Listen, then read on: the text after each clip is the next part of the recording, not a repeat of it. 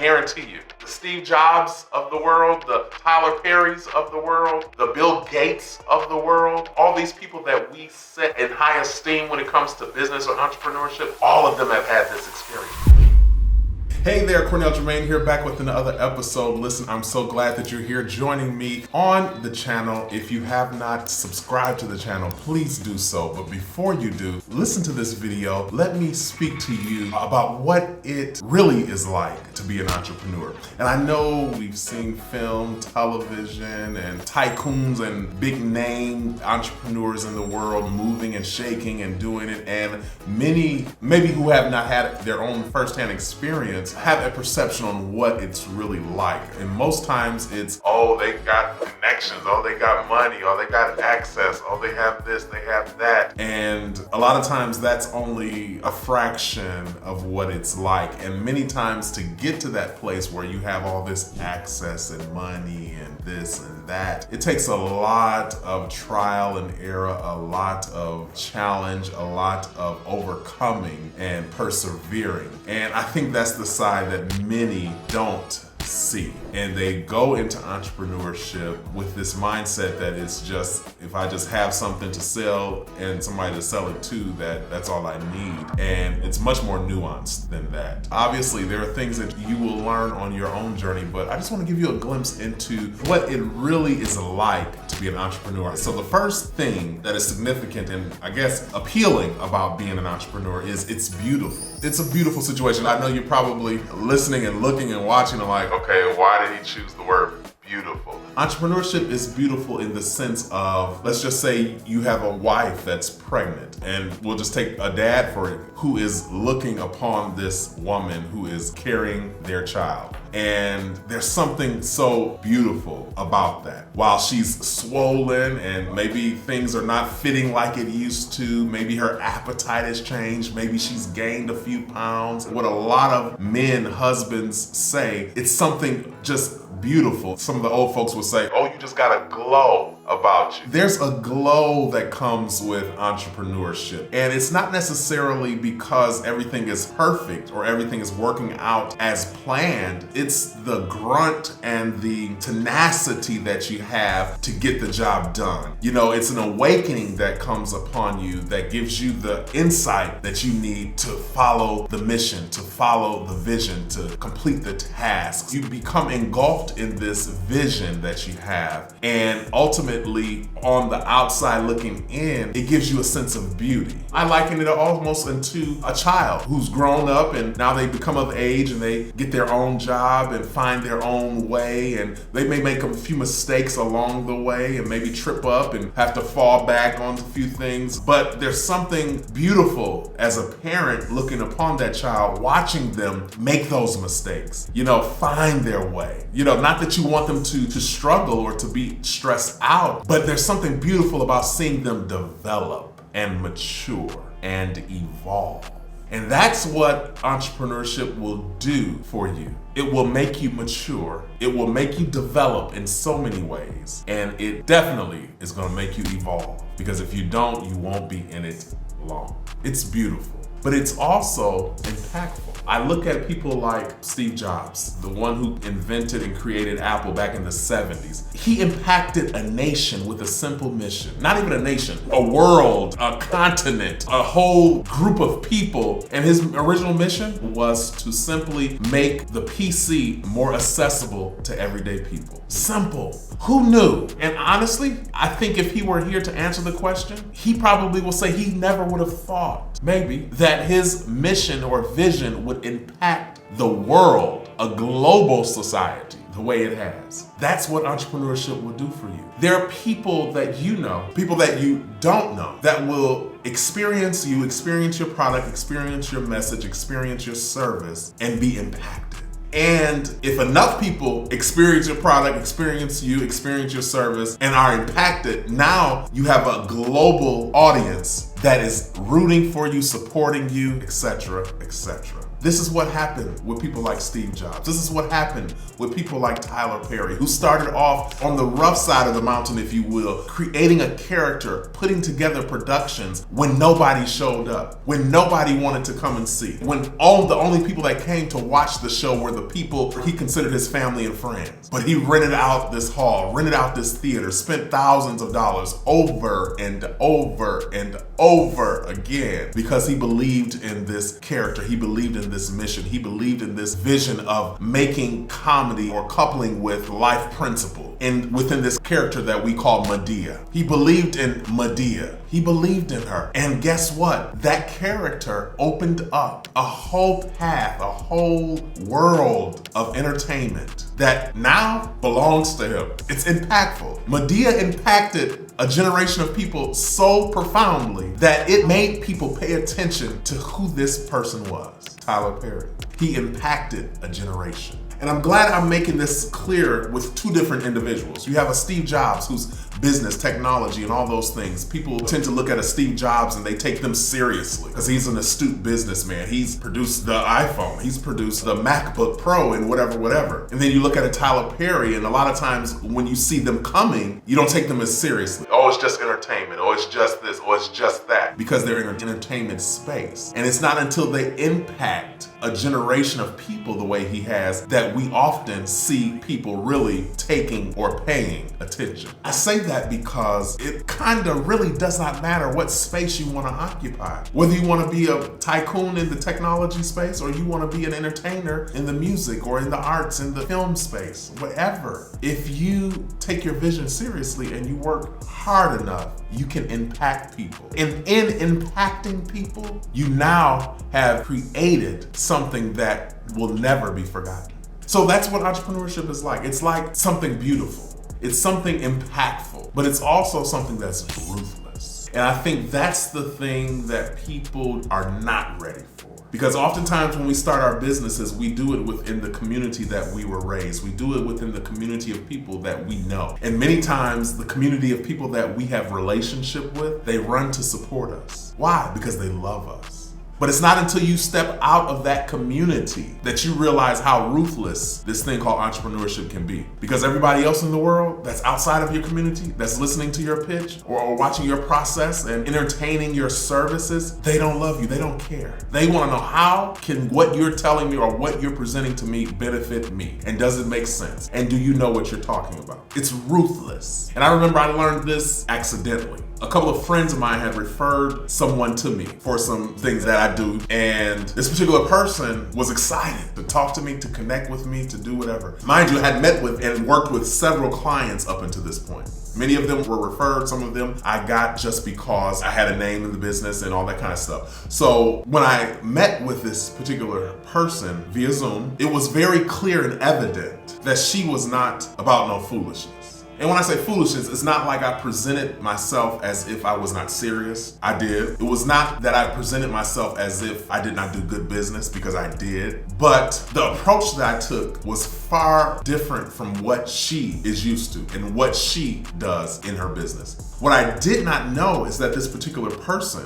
that was referred to me was a global entrepreneur, or has, I should say, just about 200 employees on her staff. So she's managing a corporation. So when I came to the meeting, she came with questions, and particular questions that were related to her business. But what happened is I didn't do the due diligence of knowing what her business needed and how I could serve it. And because of that, she quickly knew that this was gonna be a waste of her time. And because she didn't just wanna have a casual conversation, which is what I had been used to. I had been used to having people that just love you, like you, and they just, we get together, have a meeting, and we just chit chat and talk and chop it up, and you share what your thoughts are. I tell you how I can help, and we can, come together, and it's just a beautiful afternoon or what have you. She wasn't interested in that, no. What can you do for me, and can you do it, and how much? Period. No small talk, pleasantries, yes, but beyond that, let's get to the brass tacks. At that time, I thought I was like that. I thought I was about business and on top of things, and it wasn't until I encountered her that I realized I got some improvement to make. I'm not as on top of things as I think I am. Because while I did some research on her business, I didn't go into detail. I can spell out all the things that her company did, all the things that she has done through the years, and where the improvements could have been made, and how I can serve in those areas, etc., etc., etc., etc. I didn't do that digging like I should have. And I do it now regardless of who the client is, whether they're a corporation or a mom pop, all of that. I need specifics. I need to know what I'm dealing with. I need to know what I'm going in with and how I can really help. Otherwise, we're wasting each other's time. But this was a ruthless experience for me because, like I said, prior to that, I had only dealt with people that loved me. Or that knew me, I should say. And because they knew me, they weren't as rigid when it came to the business side of things. They were more gracious. And that's what will happen for you in business. When you start out, people will be very gracious. They'll buy from you just because. I can't tell you, I do it. If a friend or somebody or anybody that I know starts a business, I'm buying just because. When you step out of that community and you get ready to do real business with other people and build a network of people, you're going to encounter individuals like I did with this young lady who will let you quickly know what business or entrepreneurship is all about. And if you're casually or comfortably, I should say maybe, moving about in business as if you got this, and it speaks nothing against what you can do. It's all about how you show up sometimes. But if you show up and you can't produce, now you got a whole different animal to deal with. Depending on what industry you're in, you will get chewed up or spat out. You have to understand that it is ruthless.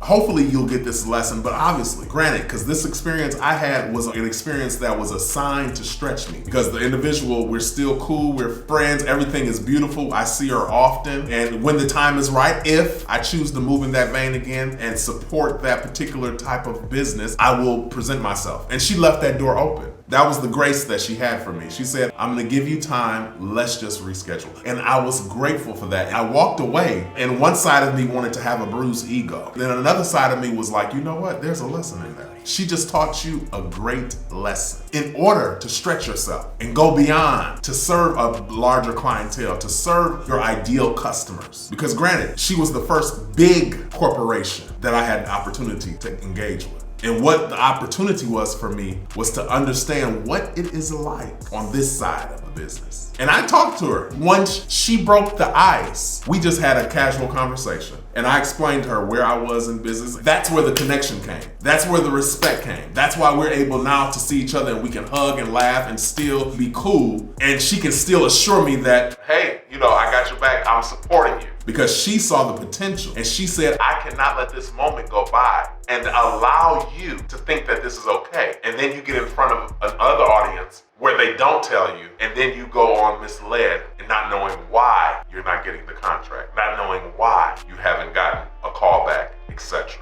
This is what entrepreneurship is really like. It's beautiful, impactful, but it's also ruthless. And if you don't understand that going in, you'll quickly be discouraged or be determined. And I guarantee you, the Steve Jobs of the world, the Tyler Perrys of the world, the Bill Gates of the world, all these people that we set in high esteem when it comes to business or entrepreneurship, all of them have had this experience. All of them have had the moment where they have had a door slammed in their face or where they've been checked, where they thought they had it under control and they quickly found out that you gotta grow. There's some stretching you gotta do. There's some more work you gotta do. All of them have had it. And that's the moment when this experience happened for me, where I said I was thankful. I was grateful because I said, oh my God, I just had the opportunity to get a glimpse into the next level of entrepreneurship that I'm supposed to be assigned to. And I needed to have this lesson now in order to prepare me. That's the determination. It's ruthless, but so are you. And you won't know it until you step to the challenge. And the challenge has nothing to do with you trying to prove yourself to somebody, trying to make them believe that you got it under control. The challenge comes when you look at yourself in the mirror and say, you got a little more work to do. You've come this far and you've done well, but you gotta improve if you wanna grow. So it's beautiful, it's impactful, and it's ruthless. But you know what it also is? And it's one of the reasons why I think you have to have a mission that just takes over who you are. And when I say take over, I mean you're just eating it, living it, breathing it. It is just your everything. If you have a mission that just brings life to you in that way, you won't mind this next layer. And that next thing is time consuming. Entrepreneurship is time consuming. Now, it doesn't have to be that way for the long term, because depending on what business you're in, what industry you're in, what product or service you sell, you can set things up in a way that allows you to have more time, freedom. But at some stage, whether it's the beginning, the development stage, whether it's the proofing stage where you have the product and you're trying to solidify it and make sure it's ready for the market, or when it's the pitch stage, when it's time to get the product out there and get it in front of the consumer. No matter what stage you're in, there's gonna be some time consumption. I'm not just talking about the actual hours that you'll spend working on it, but also in it and also living with it. Because when you go to bed at night as an entrepreneur, it doesn't cut off. You can do things to kind of digress and get yourself reinstated into just regular things and not having to think about it. But when it's a mission in your heart, it's all consuming. Even when you're not spending time working on it, you're thinking about working on it. It's consuming your thoughts, consuming your heart, consuming your mind. It doesn't have to remain that way the whole time, but granted, if you're gonna build anything, especially if it's from the ground up, you're gonna have to spend some time doing it. And that's something that I'm used to. That's why I can say it, because I know what it's like to spend 12, 15, 14 hours working on your vision. And granted, working on your vision and then it doesn't work. Not working on it and it's ready and everybody's buying it and oh my gosh, I'm making so much money. No, working on it only to launch it and it doesn't work. Only to have to go back and iterate again. That's what it's like. And if anybody tells you it's anything different, they're telling you a bold-faced lie. But when the mission is so embedded in your heart, there's a certain level of grit that comes with it that says, if it don't work, okay, we going back to the drawing board. Let's start again. Let's try again. Let's do this now. Let's adjust here. Let's make this improvement. So don't get comfortable, because it's far from that. But one thing I can assure you, as you continue, you'll get better and you'll get proficient in the skills and the things that you need in order to do business the way that you want to do it. So entrepreneurship is beautiful, it's impactful, it's ruthless, it's time consuming, but it's also honorable. Let's take Tyler Perry, for example. I look at a Tyler Perry. I witnessed some of this both with personal friends and family and also being in media. What people would say about him in the beginning when he first launched. There were many people who tore him down. But now, even those same people, they have to give him what? Respect. Because he took something that some people thought was foolish, silly, unnecessary. He had a mission. He believed in it, opened an avenue in entertainment that was untapped. And now he is one of the most not only famous, but fortunate, financially well off, wealthy people in entertainment, period. There's a certain stage in entrepreneurship where even those people that did not respect you, value you, see you in the beginning will stop to honor you. That is what happens when you push, move with determination to make whatever the mission is in your heart possible. And guess what they're really respecting? Guess what they're really honoring? They're not honoring specifically the character. They're not honoring specifically the movies, the films. They're honoring the fact that this dude had the tenacity, the grit, the determination to do it, and he did. It takes some time to get there. You gotta push to get there. You gotta persevere to get there. But when you do, you'll make people that try to ignore you stand up and honor you. So that's what it's like. That's what real entrepreneurship is like. And if you paid attention to the things that I mentioned here, it's beautiful, impactful, ruthless, time-consuming, and honorable. You'll understand that I spelled out the word birth, because that's what entrepreneurship is like. It's like birthing a baby. I have not been in the position of childbearing myself, but I think it's safe to say that birthing a child is painful, uncomfortable, and lonely at times. But it's also rewarding, attainable, and a lot of fun. Maybe not in the push, but once it's over, if this bundle of joy is in front of you, it becomes a journey of fun and enjoyment. The same is true for your business. The same is true for entrepreneurship. People will look at you and say, oh my God, you're doing this, you're doing that, he's doing so good, oh my gosh. But they won't see the pain, the uncomfortableness. They won't see the discouragement that you feel. And many times you won't share that. But those are things that entrepreneurs live with. So if that's you, take a sigh of relief. You're not the only one.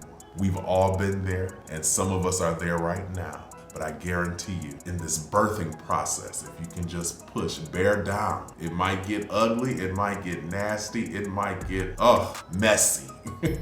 But I guarantee you that something beautiful, something rewarding, something honorable, something impactful will come from it. Just birth it out. I hope this video has helped you if you're an entrepreneur and you just needed some encouragement and you just needed to kind of just hear someone else share. Or maybe you are thinking of stepping out on your own entrepreneurial vision and you're not sure what it's like. You've seen, you've heard, but you haven't really experienced it. Maybe this video, maybe this conversation will give you a glimpse so that you can now either get confirmation from what you heard, or maybe you can reassess what you heard and put this conversation into context. Whatever it may be, I know for a fact that if you push, that you can birth a business that will impact people, that will make you proud, and will make others salute, honor you. I hope this video helps you once again. If you have not already, like the video, share it with a friend, and please subscribe to the channel. You don't want to miss what we have coming. It's going to be amazing. It's going to be beautiful. It's going to be impactful. It's going to be honorable.